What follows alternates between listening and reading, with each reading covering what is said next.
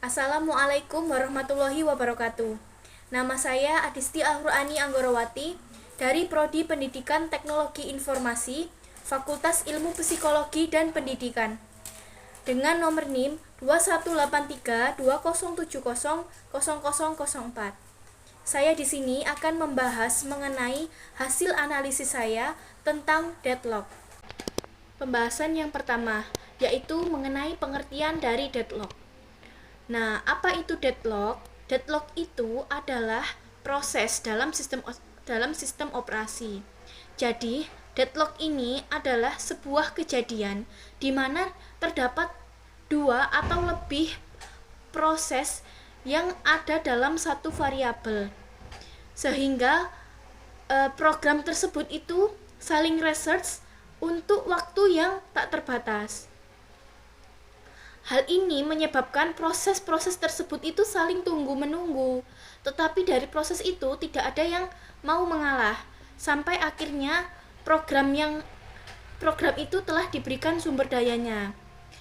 Nah, dalam deadlock ini, urutan dari kejadian pengoperasian sumber daya, yang pertama itu adalah request. Request ini di mana proses meminta pelayanan sumber daya. Jadi, program atau aplikasi yang kita jalankan itu membutuhkan sumber daya. Seperti contohnya membutuhkan sumber daya dari pengaksesan memori atau CPU. Lalu, proses yang kedua adalah memakai sumber daya. Setelah meminta pelayanan, maka program tersebut akan memakai sumber dayanya. Yang ketiga adalah release. Release ini adalah proses melepaskan pemakaian dari sumber daya. Jadi setelah melalui proses request dan use di mana program tersebut memakai sumber daya, nah, terakhir itu adalah proses pelepasan. Jadi setelah digunakan maka sumber daya yang dibutuhkan tadi harus dilepas sehingga bisa digunakan oleh program yang lain. Lanjut ke materi kedua yaitu syarat deadlock. Syarat deadlock atau kondisi-kondisi yang menimbulkan terjadinya deadlock. Yang pertama itu adalah mutual exclusion. Mutual exclusion ini adalah proses yang membutuhkan suatu research, maka tidak boleh ada proses lain yang menggunakan research itu, sehingga proses yang pertama tadi selesai menggunakan research-nya. Contohnya itu seperti kita menjalankan sebuah program yang membutuhkan research atau sumber daya dari printer, maka tidak boleh ada program lain yang menggunakan secara bersamaan printer itu. Lalu yang kedua adalah hold and wait. Dari kata hold and wait, hold yang artinya menggenggam dan wait itu artinya menunggu. Jadi proses ini itu mengakses suatu research, maka proses tersebut itu harus meminta izin terlebih dahulu terhadap research yang lain atau yang akan diminta research-nya. Lalu yang ketiga adalah no preemption. Nah, no preemption ini merupakan suatu proses meminta izin atau mengakses research sementara research itu tidak tersedia, maka research tersebut itu tidak bisa dibatalkan. Nah, yang terakhir adalah circular wait. Circular wait ini merupakan proses seperti rantai. Jadi jika diumpamakan proses ini tuh gambarannya seperti sebuah rantai yang saling terkait, di mana proses tersebut itu membutuhkan sumber daya yang dipegang oleh proses berikutnya. Jadi contohnya ya, misal kita mengumpamakan program itu P1. P1 itu sedang membutuhkan research dari R1 atau sedang diakses R1 tersebut. Nah, P1 ini meminta izin untuk mengakses R2. Lah padahal R2 ini itu sedang digunakan oleh P2 untuk mengakses R2, maka R1 tersebut harus meminta izin terlebih dahulu. Nah, deadlock ini tidak terjadi jika ketiganya saja, tetapi terjadi jika keempat tersebut itu sudah terpenuhi, maka hal tersebut itu bisa benar-benar dikatakan sebuah deadlock. Lanjut ke materi berikutnya yaitu cara mengatasi atau penanganan dari deadlock. Nah, menurut Havender, jadi syarat-syarat untuk meniadakan itu ada, yang pertama adalah proses itu harus meminta semua sumber daya yang diperlukan secara sekaligus. Lalu yang kedua itu adalah proses ini harus memegang sumber daya tertentu. Nah, gunanya itu untuk meminta proses berikutnya. Jadi proses berikutnya itu harus melepas dulu sumber daya yang dipegang itu tadi yang digunakan. Nah, yang ketiga itu adalah pengerutan linear atau pengerutan sumber daya. Di mana pengerutan linear ini adalah proses pengalokasian suatu tipe sumber daya yang hanya boleh diminta pada saat berikutnya, yaitu memberi sumber daya tipe yang sesuai pada urutannya. Nah, syarat yang pertama itu adalah jadi menurut Devender syarat yang pertama itu adalah kalau misalnya syarat-syarat tadi itu jelas tidak bisa ditiadakan, maka kita tidak akan menghendaki kekacauan dari hasilnya. Strategi meniadakan mutual exclusion. Jadi seperti tadi, mutual exclusion itu adalah program yang hanya bisa mengakses program tersebut. Jadi bisa diumpamakan itu adalah program yang eksklusif. Program ini, jika kita tidak menginginkan program eksklusif terhadap suatu proses tunggal, maka caranya adalah dengan memakai atau mengakali pengaksesan eksklusif tersebut dengan cara spooling peralatan. Nah, yang kedua adalah strategi meniadakan kondisi halt and wait.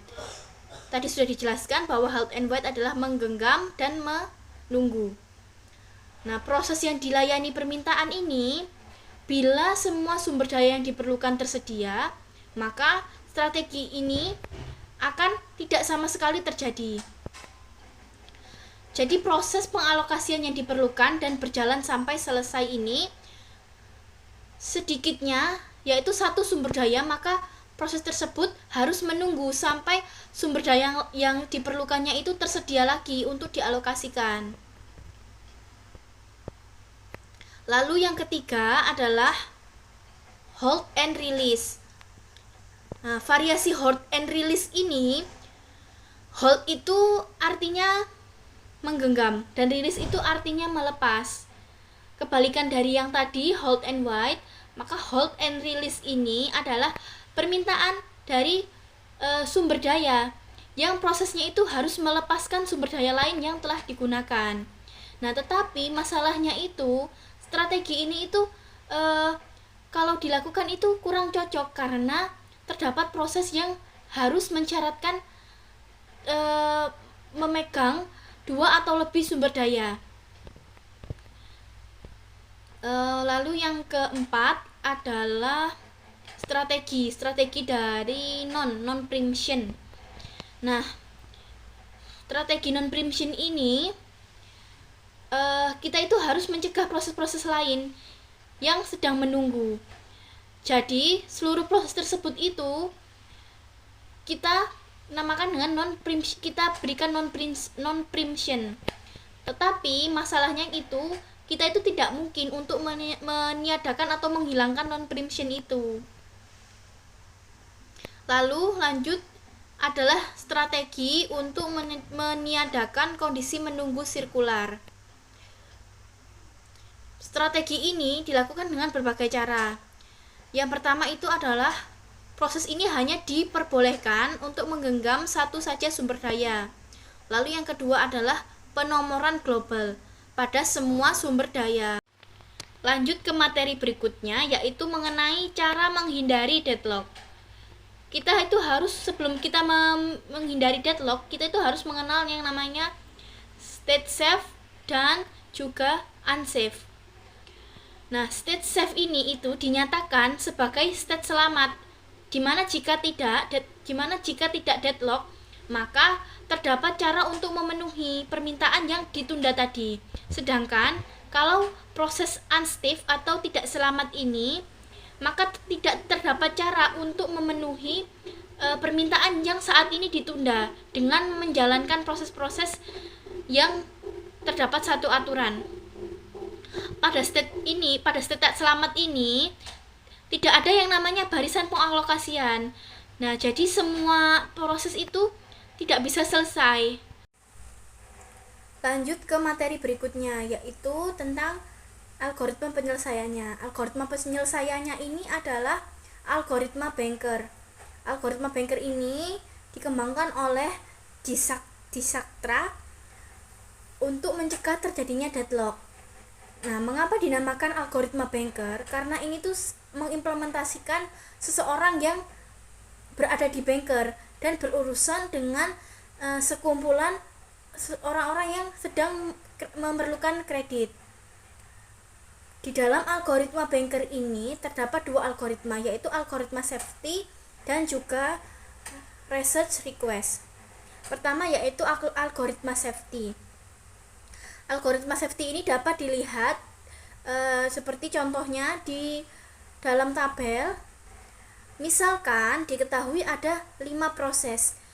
Proses ini umpamanya itu seperti kita membuka program-program yang ada di dalam komputer atau di dalam laptop kita. Kita buka 5 aplikasi atau program tersebut secara bersamaan, maka semuanya itu kan akan melakukan proses.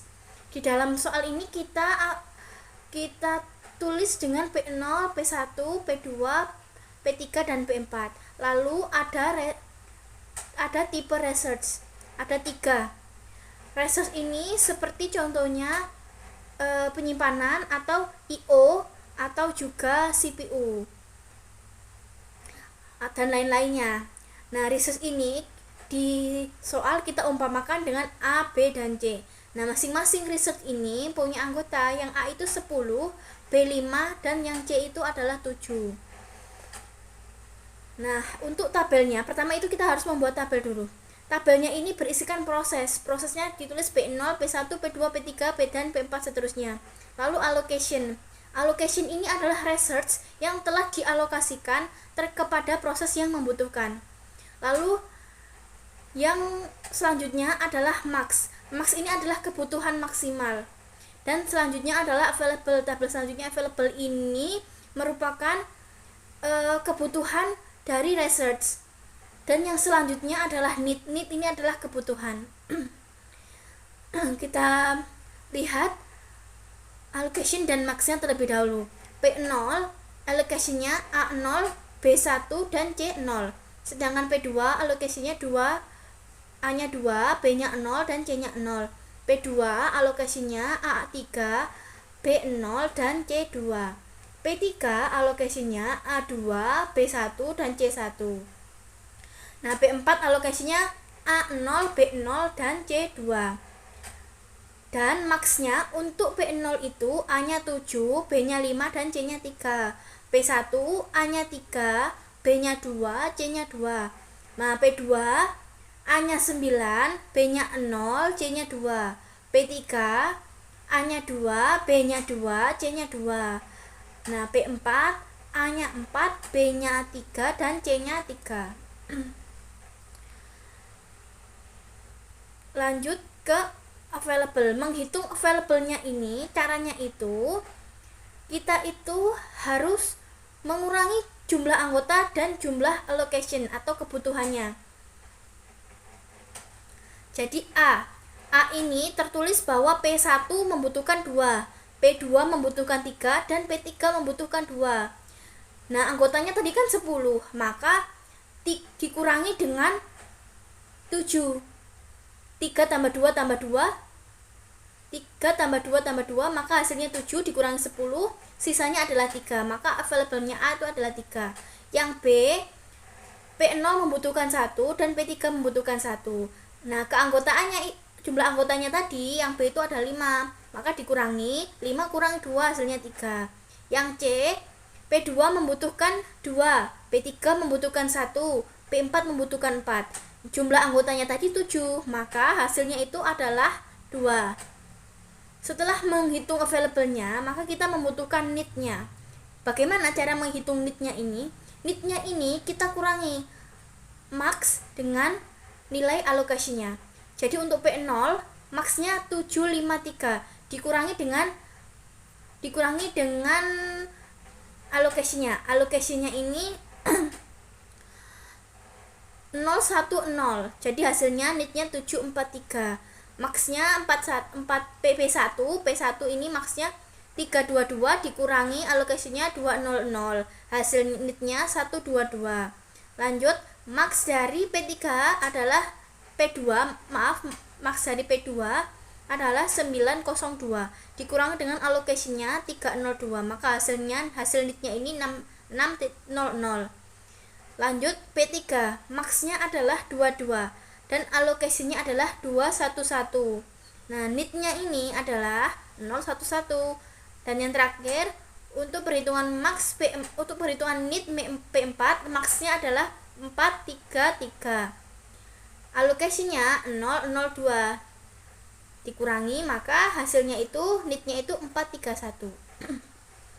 Nah, setelah melakukan perhitungan nit tadi, maka kita bisa mengecek apakah kondisi tersebut itu safety.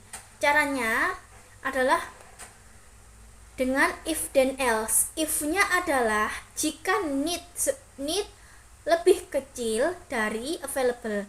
Nitnya yang di tabel dan available yang di tabel tadi. Lalu jika lebih kecil, maka kita bisa melakukan then. Dan-nya ini adalah dengan menghasilkan algoritma baru, yaitu new available. Caranya adalah available yang lama ditambahkan dengan allocation, maka jumlahnya itu adalah available yang baru. Nah, else jika tidak dipenuhi, maka jika if tadi tidak dipenuhi, maka proses tersebut itu akan dilanjutkan ke proses yang berikutnya. Langsung kita coba untuk yang P0. P0 ini available-nya nitnya terlebih dahulu. Nit lebih kecil, nitnya 743 lebih kecil 332. Salah, maka jika tersalah kita akan lanjut ke proses yang selanjutnya, yaitu P1. Nitnya 122 lebih kecil dari 332. Benar, maka proses ini bisa dilanjutkan dan yaitu menciptakan available baru. 332 ditambahkan dengan alokasinya 200, maka available barunya 532. Lanjut kita ke P2. P2 nit 600 lebih kecil dari 532. Salah, tidak bisa, maka kita lanjutkan ke proses P3. P3 nitnya 011 lebih kecil dari 532. Benar, maka kita bisa membuat then baru, yaitu dari 532 kita tambahkan 211. Maka hasilnya adalah 743. Lanjut ke P4. P4 nit 431 lebih kecil daripada 743. Benar. Maka kita hitung P4 available-nya P3 743 ditambahkan 002, maka 745. Selanjutnya P0 743 lebih kecil sama dengan 745. Benar, maka selanjutnya kita cari available-nya. 745 ditambahkan 010, maka hasilnya 755 untuk available-nya. Nah, lanjut ke P2. Kenapa ke P2? Karena yang belum diproses tadi kan P0 dan juga P2. Maka kita proses yang P0 dan P2. P2 kita lanjutkan P2. P2 tadi terakhir available-nya 755. 755 ini kita cari nitnya untuk P2 600 lebih kecil dari 755. Benar kan? Jika benar, maka kita bisa memproses available baru, yaitu 1057. Nah, karena semua ini bisa diproses, prosesnya yang terlebih dahulu tadi adalah P1, P3, P4, lanjut P0, dan terakhir adalah P2. Karena semuanya bisa diproses, maka hasil ini tuh safety. Safety itu artinya deadlock ini bisa ditangani atau bisa diatasi. Lanjut ke algoritma research request. Tadi setelah algoritma safety, kita akan mempelajari mengenai research request algoritmanya. Nah, apa sih algoritma research request ini bedanya dengan safety tadi? Research request ini adalah proses penambahan atau request baru. Seperti pada contoh ini, misalkan pada tabel proses tadi ada penambahan, P1 ada permintaan penambahan sumber daya sebesar 102. Apakah masih hasilnya itu safety? Maka caranya kita cek dulu apakah request lebih kecil sama dengan need. Kita cek requestnya 102. Di tabel yang pertama tadi, P1 nya kita cek untuk requestnya 102 lebih kecil dari 122, benar. Maka kita bisa cek ke proses selanjutnya, yaitu pengecekan need lebih kecil dari available. Need-nya 102, kita lihat available-nya 332. Maka 102 lebih kecil sama dengan 332, benar. Jika kedua pengecekan tadi sudah kita lakukan, maka baru kita bisa merubah angka allocation, available, dan juga need-nya. Kita tambahkan untuk nilai allocation-nya 102 ditambahkan 200, maka hasilnya untuk yang baru tabelnya kita isi dengan 302 untuk P1 allocation-nya. Lanjut ke available-nya. Available ini jika kita mengganti, maka available dan need-nya itu otomatis dia akan ikut terganti. Available-nya tadi 332. Nah, caranya itu berbeda dengan allocation tadi. Jika tadi itu ditambahkan, maka allocation ini akan dikurangi.